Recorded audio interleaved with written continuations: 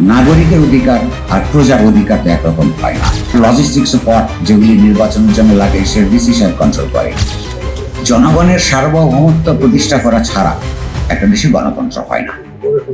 মৌলিক অধিকারই যদি হয় তাহলে এগুলো বাস্তবায়ন করবার জন্য রাষ্ট্রের দায়িত্ব নিতে হবে। উপনিবেশিক ব্রিটিশ শাসন থেকে সংগ্রাম করে পাকিস্তান হলো, সেই নয় উপনিবেশবাদী পাকিস্তান থেকে বাংলাদেশ হলো, অথচ তারা প্রজা হিসেবে চিন্তা করলেন নাগরিকদেরকে। এইটা যে মেন্টাল মেকআপ, এটা থেকে বেরিয়ে আসা দরকার।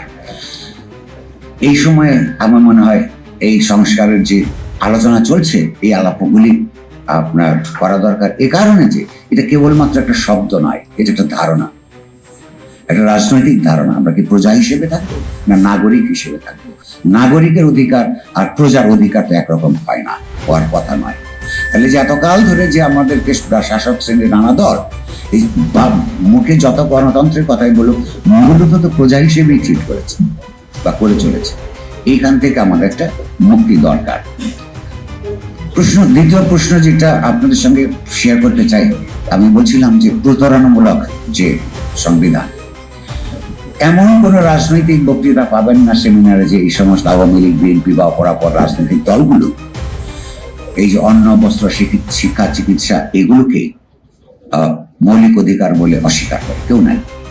কিন্তু বাংলাদেশ রাষ্ট্রের সংবিধানে মৌলিক অধিকার নামে একটা চ্যাপ্টার অধ্যায়, আপনি দেখবেন ঠিক ওই অধ্যায়ের মধ্যে মৌলিক অধিকার হিসেবে এগুলো স্বীকৃতি দেওয়া হয় নাই, এখনো না।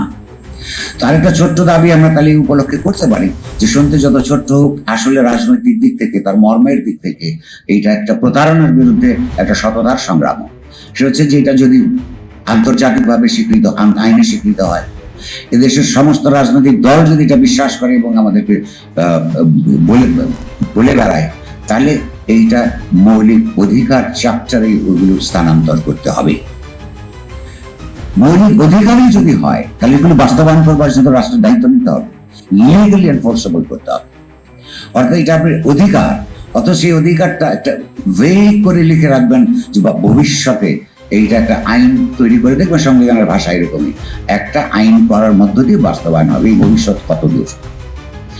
প্রথম যখন অন্ন, বস্ত্র, শিক্ষা, চিকিৎসা, বাসস্থানের কথা বলা হয়েছিল, এগুলো মৌলিক অধিকার হিসেবে স্বীকৃতি হলো না, তখন তৎকালীন সরকার বলেছিল একটা নতুন সদ্য স্বাধীন দেশ, এটা তো পাবলিক এক্সচেকার সাইজ, রাষ্ট্রের তো পয়সা নাই, এটা ধীরে সুস্থে এগুলো যখন রাষ্ট্র বিত্তবান হয়ে উঠবে তখন আমরা এটা আস্তে আস্তে আইন করে এটা করবো। বাট সেই আস্তে আস্তে কত 53 বছরে লক্ষ হাজার কোটি টাকা যখন বা লক্ষ লক্ষ হাজার কোটি টাকা যখন দেশের থেকে পাচার হয়ে যায়, এর তো রাষ্ট্রের কিংবা এই বিত্তবান শ্রেণীর কিংবা এই বিউরোক্রেসি, ব্যবসায়ীদের এবং রাজনীতিকদের যে নেক্সাস, এগুলি সহযোগিতা ছাড়া এত পরিমাণ টাকা কখনো কোনো দেশ থেকে পাচার হতে পারে না। তাহলে সেই টাকাগুলো যদি আমরা দেশের মধ্যে রাখতে পারতাম, তাহলে তো এই যে শিক্ষার ক্ষেত্রে, অন্ন, বস্ত্র, বাসস্থান, চিকিৎসা নিশ্চিত করবার ক্ষেত্রে রাষ্ট্র এই দায়িত্ব নেবার ক্ষেত্রে অনেক দূর এগিয়ে যেতে পারত। ফলে এগুলি এই 53 বছর পরে এত বড় একটা আবার রক্তক্ষয়ী ছাত্র গণঅভ্যুত্থানের মধ্য দিয়ে যে পরিবর্তিত পরিস্থিতি এসছে, এগুলি মনে করি আমি অত্যন্ত জোরের সঙ্গে বলা দরকার এবং এগুলিকে বাধ্য করবার চেষ্টা করা দরকার। এই সঙ্গে আমি একটা ইলেকট্রাল ল রিফর্মসের কথা বলছি, কারণ গণতন্ত্র করতে হলে অবশ্যই ভোট মাত্রই গণতন্ত্র নয়, কিন্তু ভোট তো তার প্রথম পদক্ষেপ। ভোট ছাড়া তো আপনি গণতন্ত্র করতে পারবেন না। আমি লক্ষ্য করুন, বাংলাদেশ রাষ্ট্রের সংবিধান আবারও আর একটা প্রতারণামূলক পদক্ষেপের কথা বলছি। নির্বাচন পরিচালনা করবার সময় রাষ্ট্রের বাকি যত ব্রাঞ্চ আছে সেগুলো, এই পুলিশ, মিলিটারি, আপনার বিউরোক্রেসি সহ নির্বাচন কর্মকর্তাদের, নির্বাচন কমিশনকে সাহায্য করতে বাধ্যবাধকতা আছে। কিন্তু নির্বাচনের সময় রিটার্নিং অফিসার কারা হয়? প্রত্যেকটা জেলায়, প্রত্যেকটা উপজেলা পর্যন্ত কিন্তু নির্বাচন কমিশন অফিস আছে এবং সেই নির্বাচনের অফিসগুলিতে একজন নির্বাচনী কর্মকর্তা আছে। কিন্তু কারা হয় রিটার্নিং অফিসার? অর্থাৎ সবকিছুর নিয়ন্ত্রণ ডিসি সাহেব, উপজেলা কর্মকর্তা সাহেব। এটা তো করবার কথা না। কেন করা হয়? এর সঙ্গে আপনি লক্ষ্য করবেন আমাদের যে সিভিল বিউরোক্রেসিতে বিশেষত 14 সালের পরে এই 24 সাল পর্যন্ত যে 3টা নির্বাচন হয়েছে 14 থেকে 24-এর পরে প্রতিবার সিভিল বিউরোক্রেটদের যারা পাবলিক অ্যাডমিনিস্ট্রেশনের কর্মকর্তা তাদের ক্ষমতা ক্রমান্বয়ে বেড়েছে।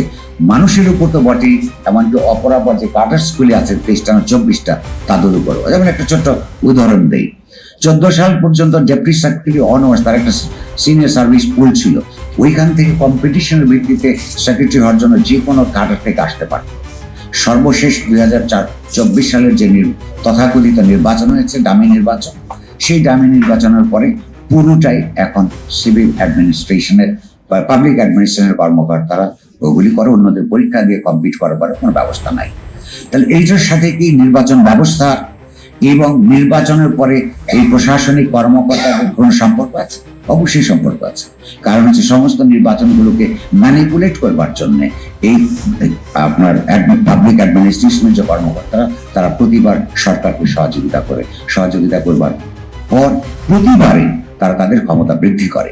এই ক্ষমতা বৃদ্ধির সঙ্গে আর নির্বাচন কর্মকর্তাদের রিটার্নিং অফিসার হওয়ার মধ্যেকার সম্পর্কটা আমাদের একটু বোঝা দরকার। সত্যিকার অর্থেই যদি নির্বাচন কমিশন স্বাধীন হয়, কিংবা ধরুন তার সেক্রেটারিটা শুধু সেক্রেটারি হলেই জুডিশিয়ারির মতন সবকিছু ঠিকঠাক হয়ে যাবে, আমার মনে হয় না।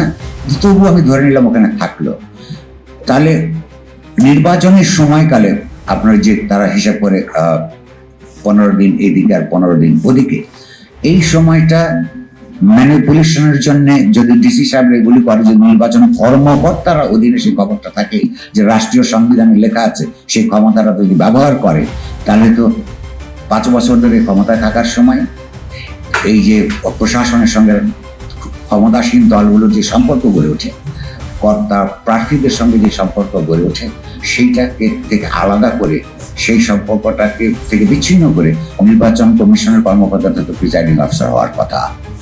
এই আলোচনা আমি বহু বছর করেছি, তবে কিন্তু তারা একটা কথা বলে, শাসক শ্রেণীর বিভিন্ন রাজনৈতিক দল এমনকি নির্বাচন কমিশনারও বলেন যে তাদেরকে প্রিজাইডিং অফিসার হতে হলে তাদের যে ক্ষমতা থাকা দরকার, ব্যবহারিক একই সঙ্গে আইনগত, সেটা নাই।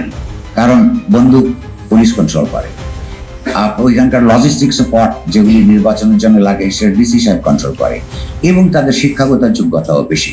অর্থাৎ তাহলে আরেকটা কার্ডের সার্ভিস করলেই হয়, যদি কার্ডের সার্ভিস দিয়ে কাজ করতে চান তার একটা করলেই হয়। তাদের পদমর্যাদা এবং ক্ষমতা দুটো বৃদ্ধি করলেই তো আমরা রাষ্ট্রের নির্বাহী বিভাগ থেকে নির্বাচন প্রক্রিয়াটাকে আলাদা করতে পারি। এই সংস্কার প্রক্রিয়ার সময় আমার মনে হয় আপনারা চিন্তা করে দেখতে পারেন যে আমরা এগুলোকে দাবি হিসেবে সামনে নিয়ে আসতে পারি কিনা। সবচেয়ে বড় কথা, এবং এটা কথা বলে আমি শেষ করব, জনগণের সার্বভৌমত্ব প্রতিষ্ঠা করা ছাড়া একটা দেশে গণতন্ত্র হয় না। গণতন্ত্রের মূল কথা আপনারা এখানে যেগুলো বলেছেন, সেপারেশন অফ পাওয়ার ইত্যাদি ইত্যাদি, এখানে সবাই এগুলি বোঝেন, এগুলি নিয়ে আসলে আর নতুন করে কিছু বলবার না, এগুলি লাগবে।